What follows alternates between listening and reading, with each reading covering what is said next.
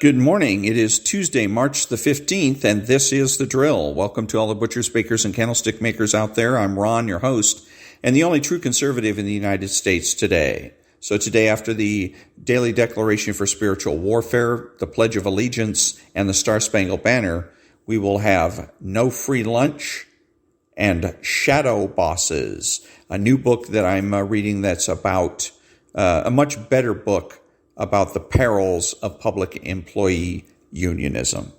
All that and more when I get back.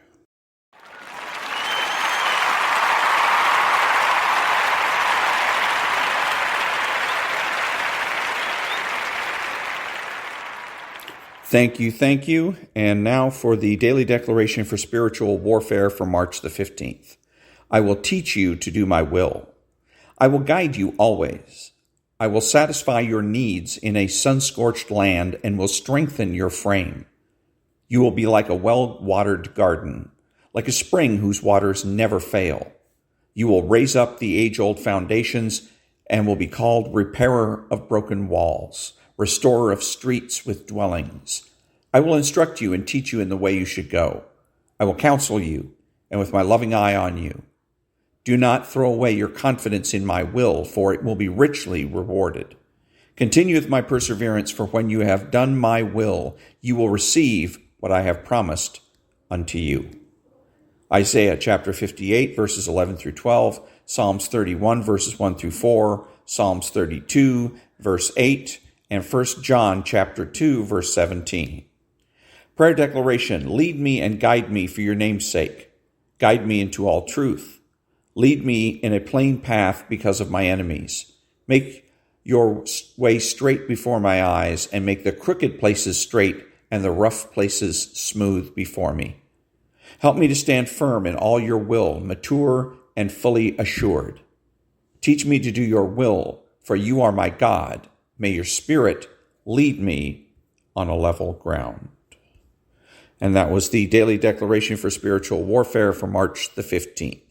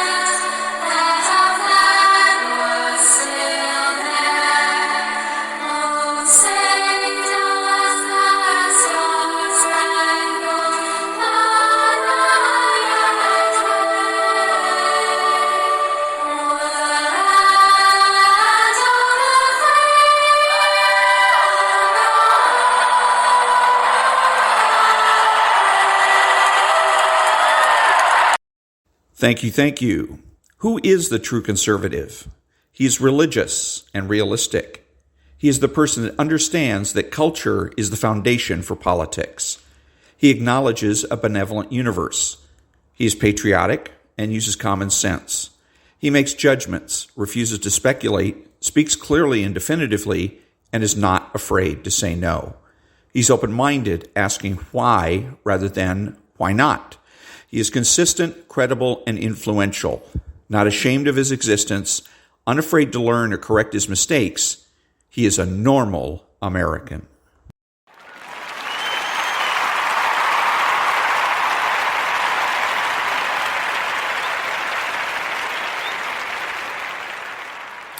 Thank you. What are the tactics in support of the strategy to rid America of socialist influence?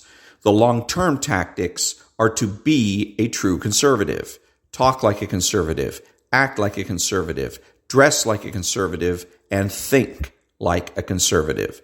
The short-term tactics are rhetorical. True conservatives need to win all of the arguments. That means don't prove a negative.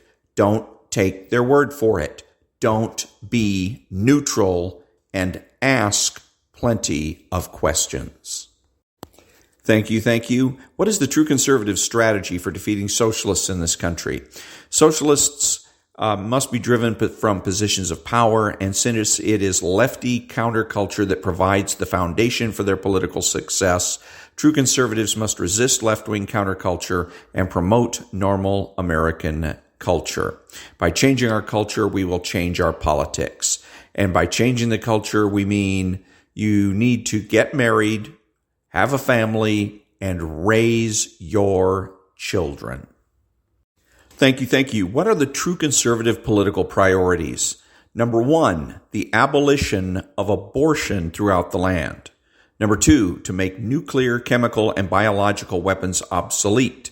Number 3, the immediate decertification of all public employee unions. Number 4, the immediate assignment of criminal and civil liabilities to all government regulators. Number 5, the immediate repeal of the so-called Patriot Act. Number 6, the immediate repeal of all so-called emergency dictator laws.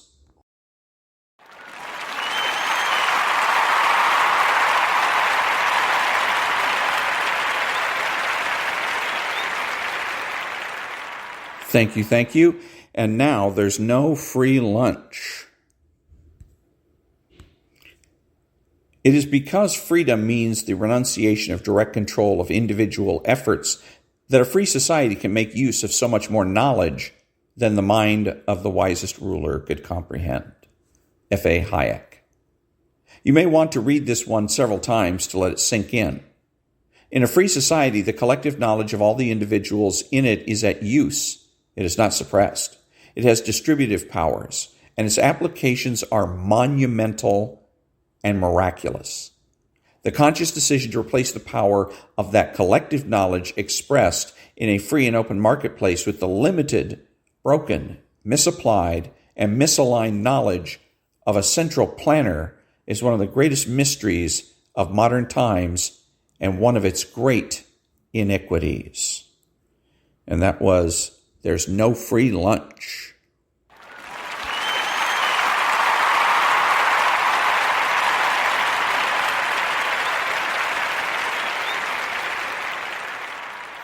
Thank you. And now I'm going to be reading a different book about public employee unions, and it's called Shadowbosses. It's much better because the book I was reading was really too neutral. It was too absorbed in statistics and whatnot. And this book gets more to the point, and there's no doubt where the author stands in relation to public employee unions.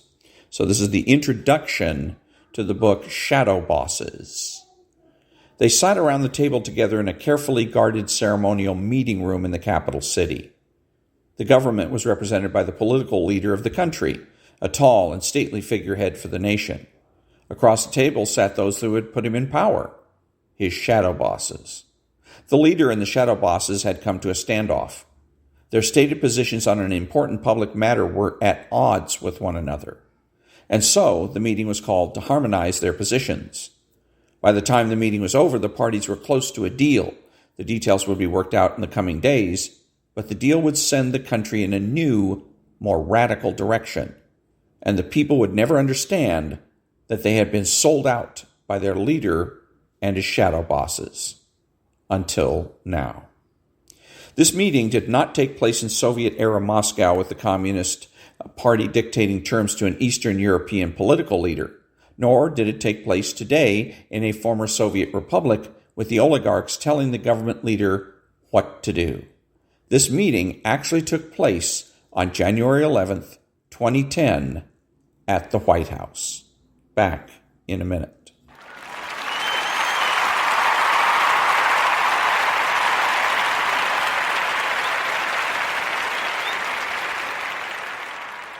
Thank you. The smoke-filled room.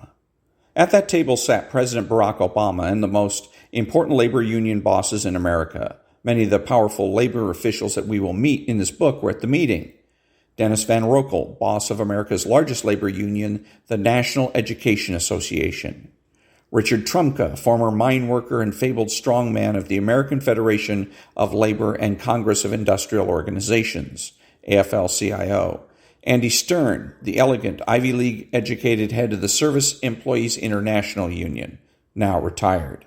Gerald McEntee, the 30-year head of the American Federation of State, County, and Municipal Employees, AFSCME. And James P. Hoffa, Jr., head of the International Brotherhood of Teamsters and son of the thug/legend Jimmy Hoffa, and Randy Weingarten, firebrand president of the American Federation of Teachers. What could be so important to bring together all these powerful labor bosses at the White House? The president needed their help to pass Obamacare, and the labor unions were threatening to tank his legislation. Why? Because Obama had proposed to tax union members' extremely expensive health care plans, the so-called Cadillac plans, to pay some of the cost of Obamacare. Before the meeting, Richard Trumka of the AFL-CIO spoke at the National Press Club, where he condemned Obama's proposal to tax the Cadillac plans. The New York Times reported, Mr. Trumka and other union leaders said before Monday's meeting that they would intend to tell Mr. Obama that the tax would be economically and politically unwise. The head of the International Association of Firefighters was even more direct. The president's support for the excise tax is a huge disappointment and cannot be ignored. If President Obama continues to support it and signs a bill that includes the excise tax on workers, we will hold him accountable. After the White House meeting, the union boss's tone changed. Trumka emerged from the meeting sounding satisfied. It was a frank and productive meeting with friends about moving forward with health care reform, Trumka announced to the press. Meeting between friends wasn't precise enough. It was really a meeting between our country's elected leader and the union officials who got him into office and who hold him accountable, his shadow bosses. The White House meeting was closed to the press and even to White House staff. Obama, as a candidate, had promised that all healthcare negotiations would be broadcast on C-SPAN in an open forum. Obama, as president, broke his promise of transparency to satisfy the union's demands out of the public eye and to get Obamacare enacted. 2 days after the meeting with Obama, the union bosses met with Vice President Joe Biden and the Secretary of Health and Human Services, Kathleen Sebelius, to hammer out details of the deal. When the meeting ended, the Obama administration announced that it would give labor unions a 7-year moratorium on taxing Cadillac plans. It was a victory for the unions, but not for the taxpayers, who are stuck paying an additional $120 billion for this concession to the unions, on top of the other costs of Obamacare. Even the New York Times emphasized in an editorial, quote, the agreement treats unionized workers far more favorably than non-union workers. The price for the support of important Democratic constituencies, unquote. But actually, the government unions got even more in the deal. Obama opened up enormous new opportunities for the unions, which you will learn about later in this book. This story is frustrating for most Americans. It shows us that we've lost control of our government and our politicians ignore us in favor of influential union bosses. It suggests that our republic is in some kind of peril. But we're not just in some kind of peril. We're Kate Winslet and Leonardo DiCaprio traveling aboard the Titanic. President Obama is steering the ship, and the union bosses are the only ones with lifeboats. Our government is no longer answering to the American people. It has new masters. Behind taxpayers' backs, our country is controlled by a group of movers and shakers who manipulate the system for their own advantage. These are the heads of the government employee unions, the shadow bosses. What is a shadow boss? In our lives, our shadow bosses are the people we really work for, people who hold us accountable for the decisions we make in our lives. It is our fathers telling us to study harder so we will have the chance for a bright future. It's our mothers pressing us to stay out of trouble. It is our football coaches standing on the sidelines and sending in the plays. For some of us, God is our shadow boss, giving us a plan for action we ought to take and consequences if we don't. For many of our political leaders, though, their shadow bosses are the government employee unions. These unions tell them what to do, which legislation to support, and when to bend to the demands of unions in contract negotiations. The shadow bosses are there to pat politicians on the back when they support the interests of government employee unions, and they're there to tear them down if they go against those interests. Back in a minute.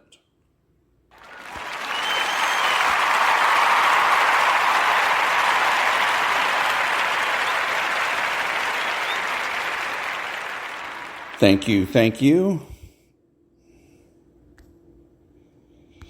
A different type of union. This all may seem like anti-union paranoia. After all, when we think of unions, we may remember impoverished Norma Ray striking for livable working conditions, or Bud Fox at the end of the movie Wall Street fighting corporate titans to help Blue Star Airlines employees keep their jobs. We may think of coal miners fighting for safer working conditions so they can avoid black lung, and of ladies' garment workers demanding improvements to their sweatshop working environments. Government employee unions, which the unions themselves usually call public sector unions or public worker unions, aren't those kinds of unions. Government employee unions remind us more of Norma Ray's bosses than Norma Ray. They make us think more about Gordon Gekko than the employees of Blue Star Airlines. These unions act more like bosses of government employees than their representatives. Unlike private sector unions, government employee unions grow our government at the expense of the taxpayers. These unions are cynical exploiters of the taxpayer buck for their own advantage. When these unions win, all taxpayers lose, including members of private sector unions who suffer higher taxes along with the rest of us when government grows. The labor movement is now focused on government employees for its future growth. In recent decades, government employees have swelled union ranks, and government employees now represent the majority of all union members in our nation. The teachers' unions, the Service Employees International Union, and the American Federation of State, County, and Municipal Employees, just to name several government employee unions, represent millions of government workers. Even unions like the United Auto Workers and the Teamsters, which used to represent only private sector workers, represent tens of thousands of government employees. Government employees now actually have a rate of unionization that is 5 times greater than the private sector workers, which is why government employee unions are so important to today's union movement. But government employee unions are a completely different animal from the private sector unions with which we may be more familiar. And the ramifications for America of having a unionized government workforce is completely different and far worse for our nation than having a unionized workers in American businesses. To see why, we need to look first at the role of labor unions in the private sector. Back in a minute.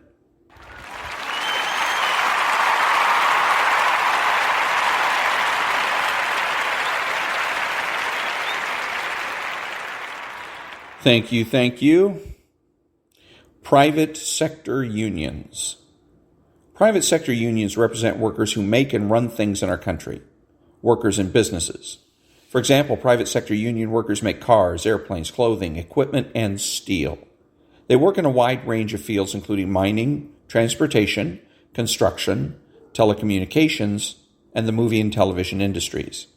In private companies with unionized workers, management and unions negotiate at arm's length against each other over workers' wages, working conditions, and benefits.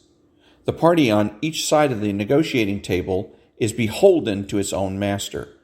Management represents the owners or stockholders of the company, and the union represents the workers. But in a certain way, the managers, owners, union, and workers all share similar goals, making sure that the company stays in business. When a unionized business grows and thrives, there's more profit to share and more workers to hire, leading to more union members and more union dues. With American businesses facing intense competition, many union officials realize that if their demands are too great, businesses will lose out to competitors and will have to shutter their doors. But in many cases, the unions demand too much, and as a result, unionized businesses are less competitive and go out of business. The percentage of private sector workers in labor unions has been declining since the 50s, both because unionized businesses have been failing and because workers in new businesses don't choose to unionize. Basically, private sector unions have been driving themselves out of business for 60 years. Back in a minute.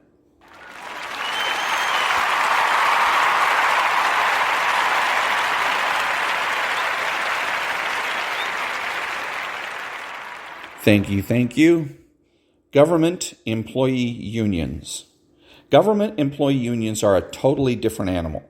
Government employee unions use politics as a central plank of their business plans, unlike private sector unions, which have far less need for politics to maintain their bottom line. Today, government employee unions, including many hybrid private sector government employee unions like the United Steelworkers and the Teamsters, represent 37% of all government workers. These unions represent over 8.3 million government workers, federal government workers in Washington, state workers in our state capitals, and municipal workers in our cities. Unions represent almost every type of government worker, including postal carriers, federal border control agents, Treasury Department workers, public school teachers, university professors, and graduate student teaching assistants at public universities, secretaries in City Hall, police, firefighters, prison guards, to name just a few types, compared with the private sector. There are now twice as many government post office workers represented by labor unions as union members in the entire domestic auto industries. Government employee unions use politics to elect their own bosses. The government officials, like mayors and governors, who will be actual bosses of the union members, and unions get to fire bosses who don't perform for them. How does that work? The unions use political spending to help pro-union politicians get elected to office. These politicians become government officials who make decisions about union contracts and legislators who pass laws important to unions. And if these politicians don't support the union's agenda, the unions throw them out and elect other politicians in their place. Government employee unions are great at getting their allies reelected and punishing at the polls any politicians who fight their power. In theory, when unions negotiate contracts for their members, unions sit on one side of the bargaining table and government officials representing the taxpayers sit on the other side of the bargaining table. In reality, though, the government officials on the other side of the table may be beholden to the same unions against which they are negotiating. Unions effectively end up sitting on both sides of the negotiating table. The only party not represented at the table is you, the American taxpayer. In the private sector, the capitalist knows when he negotiates with the union, if he gives away the store, he loses his shirt, writes Washington Post columnist Charles Krauthammer. In contrast, in the government sector, the politicians who approve any deal have none of their own money at stake. It's the perfect cozy setup for politicians, he explains. The more a politician favors the unions, the more the union will favor him for re-election. The system is perfect for union bosses, great for pro-union politicians, also, but terrible for taxpayers. But it isn't that essentially bribing government officials to take your view in negotiations. And isn't that illegal? You would think so. But then you have to consider who makes the laws and who benefits from union political spending. The answer in both cases is government officials. Remember, when the fox is guarding the hen house, it's not illegal to eat the hens. For example, insider trading on financial information is illegal on Wall Street. But until just this year, insider trading on political information by members of Congress was perfectly legal. If legal bribery benefits government officials, is it really any surprise that it's legal? Legal bribery is just part of the unholy alliance between unions and the Democratic Party. explains Fox News host Sean Hannity. Unions give hundreds of millions of dollars, help elect Democrats. They get sweetheart deals that have to be paid for down the road. Don't these sweetheart deals that government officials give the union cost a bundle? Sure. But here's the beauty of being a government worker. You don't have to care. Outrageous concessions to the unions don't drive the government out of business and make you lose your job, like they do in the private sector. The government will always be in business. Unwieldy union contracts just make the government immensely bigger and more expensive and more burdensome to the taxpayers. Back in a minute.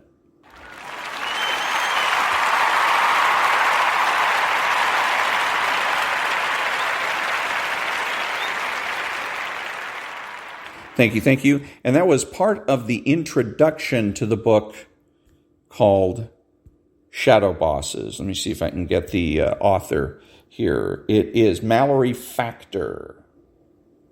Let me see. Mallory Factory and Elizabeth Factor.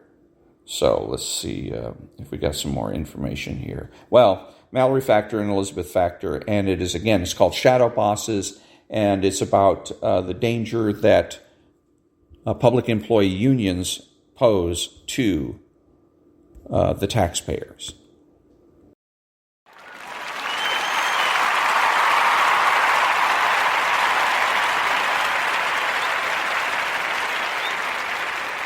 Thank you. Who is the socialist? He is the man that is spiritual. He's the man that seeks consensus. He's subjective, petty, and small, taking everything in life personally. He's outrageous, boring, and rude. He pretends to be a leader and a change agent. He pretends that he's your friend. He is sly, cunning, and deceptive. He dresses, acts, and speaks like a slob. He is informal and terminally unique.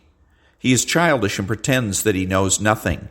He has no conscience and pretends that might makes right and that the ends justify the means.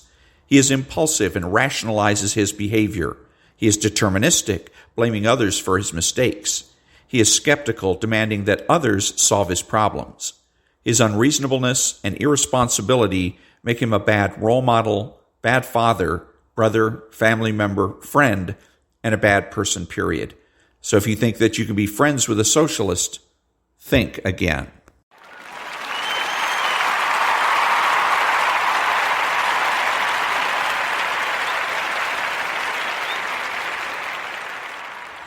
Thank you. This is Ron, your host, the only true conservative in the United States today, bidding adios to all the butchers, bakers, and candlestick makers out there, and reminding you to tune in to the John and Ken Show, which is an excellent example of how true conservatives communicate. It's a radio show that's on KFI AM 640 from 2 o'clock in the afternoon to 6 o'clock in the evening, Monday through Friday. And that's Pacific time. So that's an excellent show to listen to. And other than that, until next time, remember to be honest, to be smart, to be beautiful, and to remember that the left has no authority, no power, and they can't win.